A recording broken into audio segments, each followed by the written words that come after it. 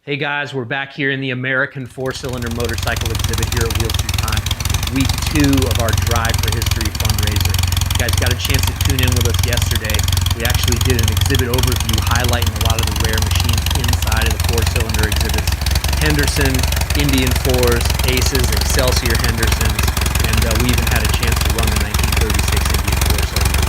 Today, we got a special bike I wanted to share with you, our 1923 Ace racing motorcycle. Now, as I know it, this is the only authentic, original Ace racing motorcycle in existence. Now, Ace was built in Detroit, Michigan, 1920 to about 1927. It's actually started by the same two guys that started Henderson. So Tom and Will Henderson, way back in 1912, created the real, first American four-cylinder motorcycle, first competitive American four-cylinder motorcycle, the Henderson. They operated in Detroit from 1912 to 17.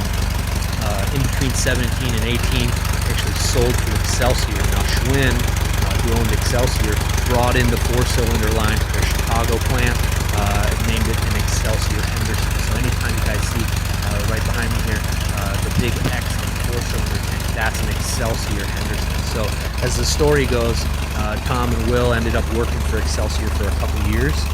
They ended up falling out with Schwinn. They quit. They moved to Philadelphia and started making Aces. I told you they were made in Detroit. They were actually made in Philadelphia, excuse me.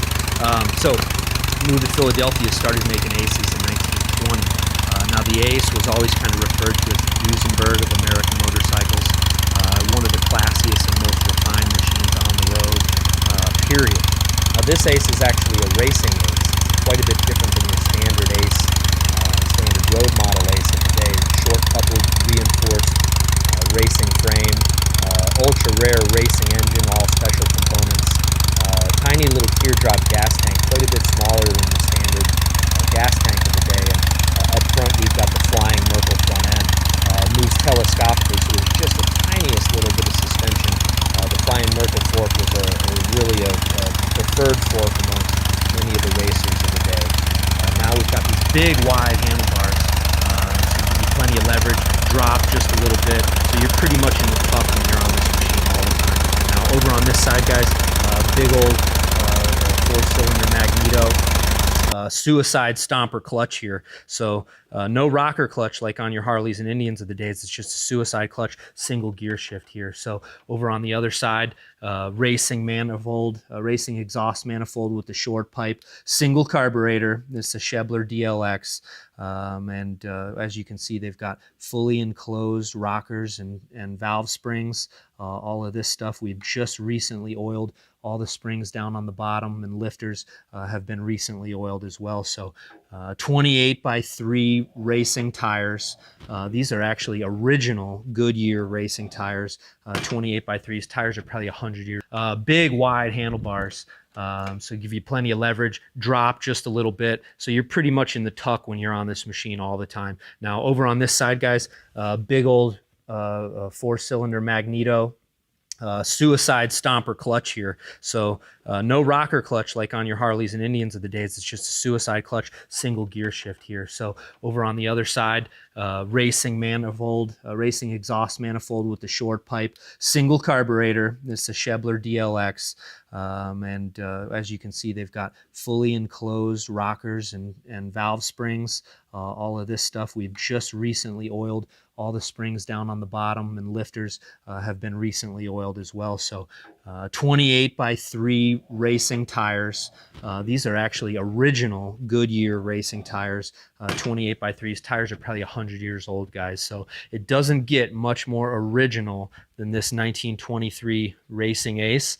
This machine was actually found with another Ace in Ohio by my dad in 1991, and he promptly sent it out to a good pal of ours, Steve Hunsinger.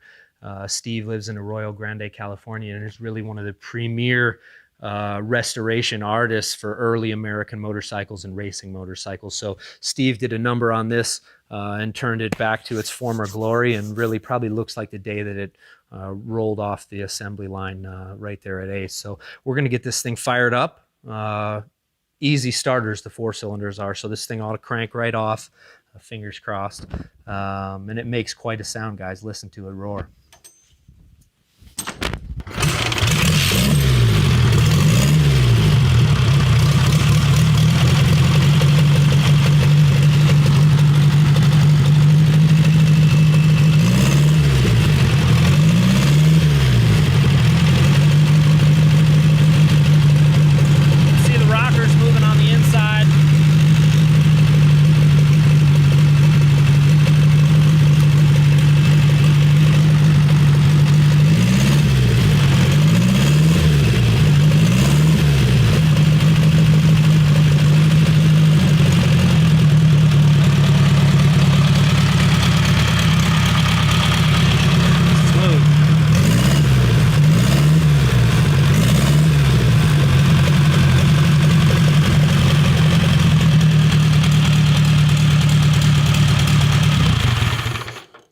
Guys, doesn't get much better than that. Smooth, smooth, smooth. No vibration whatsoever.